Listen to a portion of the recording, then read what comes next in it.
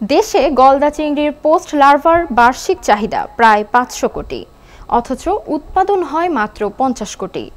এই ঘাটতি মেটাতে ভারত থেকে অবৈধ পথেও আসে চিংড়ির পোস্ট লার্ভা। তবে বর্তমানে সাতক্ষীরার কালীগঞ্জ উপজেলার ধলবাড়িয়া ইউনিয়নে পুকুরে গলদার লার্ভা উৎপাদন হচ্ছে। বিস্তারিত আফজাল হোসেনের প্রতিবেদনে।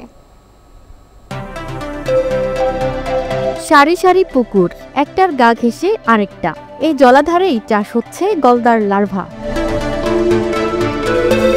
উপজেলা মৎস্য অফিসের সহায়তায় জেলার কালীগঞ্জ উপজেলার ধলবাড়িয়া ইউনিয়নে পুকুরে লার্ভা চাষে সফল হয়েছে এলাকার ৩ জন চাষি। আমরা একটা জুস তৈরি করি, ইস্ট পাউডার, চিটাগুড় আর অটোপালি দিয়ে একদিন পর পর এটা মাছের খাদ্য তৈরি করি। এই চাষে সফলতা আসায় মৎস্য বিভাগ, সংশ্লিষ্ট দপ্তর এবং উপকারভোগী চাষিদের মধ্যে তৈরি হয়েছে আনন্দঘন পরিবেশ। পুকুরে যদি চাষাবাদ শুরু করে পোনা উৎপাদন, সেক্ষেত্রে আমাদের এলাকায় যে পরিমাণ চাহিদা আছে, চাহিদা মেটানো সম্ভব হবে বলে আমরা আশা করছি। চাষি মিজানুর রহমান জানান, মাটির পুকুরে সুস্থ সবল রেণু উৎপাদন হওয়ায় তারা খুশি। ৮-১০ বছর এই গলদার চাষ করি, তো এখানে একটা মাটির পুকুরে রেণু চাষ হয়েছে, সেটা দেখে আমরা খুব উদ্বুদ্ধ এবং খুব ভালো লাগে। একইভাবে সফল চাষি মোহাম্মদ রেজাউল ইসলাম জানান, উপজেলা মৎস্য কর্মকর্তার পরামর্শে ২৪% পুকুরে রেণু উৎপাদন করেন তিনি। ৯৬টি মা চিংড়ি পুকুরে ছেড়ে সেখান থেকে ৭৬,০০০ রেণু সংগ্রহ করেছেন। আরও ৩০ থেকে ৩৫,০০০ রেণু পাওয়ার আশা রয়েছে।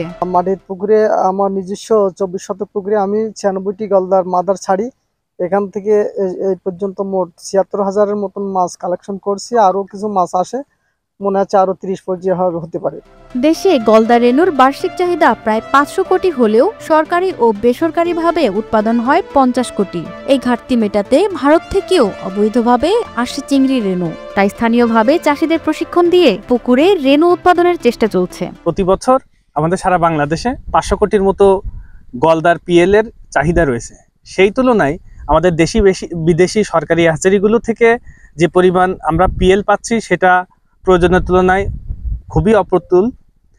মৎস্য অধিদপ্তরের উদ্যোগে, মৎস্য অধিদপ্তরের ইনোভেশন টিম এর প্রত্যক্ষ তত্ত্বাবধানে আমরা কালীগঞ্জ উপজেলার ৩ জন চাষিকে মাটির পুকুরে গলদার পিএল উৎপাদনে প্রশিক্ষণ দিয়েছি। এই নতুন মডেল শুধু একটি পরীক্ষামূলক উদ্যোগ নয়, এটি বাংলাদেশের চিংড়ি শিল্পে একটি নতুন দিগন্তের সূচনা। মৎস্য অধিদপ্তর সূত্রে জানা গেছে, চাষিদের স্বনির্ভর করে তোলার এই প্রকল্প সফল হলে ভবিষ্যতে আরো বড় পরিসরে বাস্তবায়নের পরিকল্পনা রয়েছে।